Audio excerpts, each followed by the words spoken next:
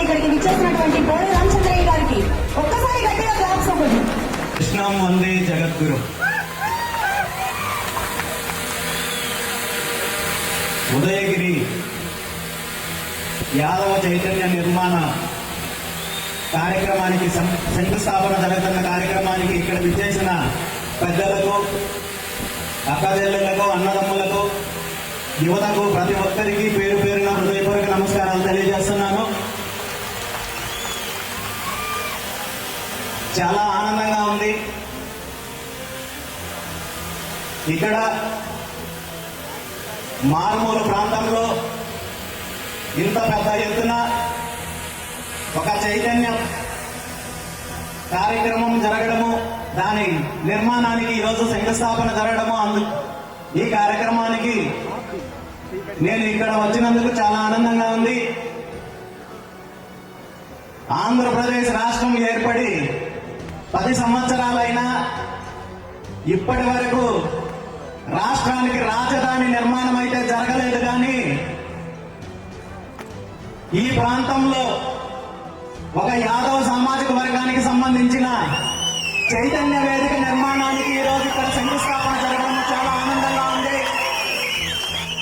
ఇలాంటి చైతన్య వేదికలు కేవలం ఒక కులానికో ఒక ప్రాంతానికో పరిమితం అవ్వకుండా రాష్ట్ర వ్యాప్తంగా ఒక సరికొత్త చైతన్యం కోసము ప్రతి ఒక్క కులము, ప్రతి ఒక్క వర్గము ముందుకు రావాలని, ప్రతి ప్రాంతంలో కూడా రాజకీయ చైతన్యం కోసం, ఆర్థిక చైతన్యం కోసం, సామాజిక చైతన్యం కోసం ఈరోజు రాష్ట్రంలో జరుగుతున్న పరిస్థితుల్లో మార్పు తీసుకురావడానికి, ఒక సరికొత్త మార్పు కోసం ప్రతి ఒక్కరూ నడుం బిగించాల్సిన అవసరం ఉందని చెప్పి తెలియజేస్తూ, ఈ చైతన్య భవన నిర్మాణ కార్యక్రమానికి పూనుకున్న పెద్దలందరికీ కూడా మనస్ఫూర్తిగా అభినందనలు తెలియజేస్తూ, ఈ కార్యక్రమము అతి తొందరలో పూర్తవ్వాలని, ఆ శ్రీకృష్ణ భగవానుడి ఆశీస్సులు ప్రతి ఒక్కరికి ఉండాలని, రాబోయే రోజుల్లో ఈ రాష్ట్రంలో జరిగే మార్పులకు ఉదయగిరి నుండినే శ్రీకారం చుట్టే విధంగా ప్రతి ఒక్కరూ కూడా ఒక మార్పుకు శ్రీకారం చుట్టాలని.